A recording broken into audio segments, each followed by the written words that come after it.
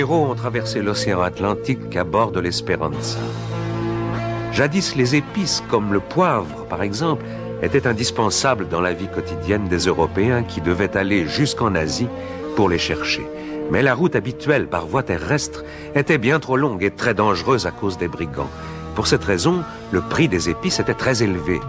L'idée d'aller chercher ces précieuses marchandises par la voie maritime s'impose à dos.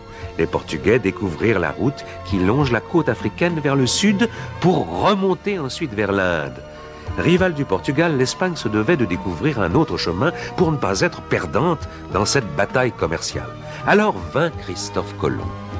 Persuadé que la terre était ronde, il décida de naviguer vers l'ouest pour atteindre les Indes. Son bateau s'appelait la Santa Maria.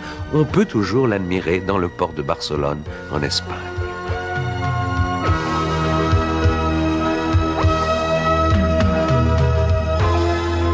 Sa longueur est seulement de 29 mètres, mais à la différence des modèles de l'époque possédant une voile unique, la Santa Maria était équipée d'une petite voile supplémentaire, ce qui lui permettait d'augmenter considérablement sa vitesse.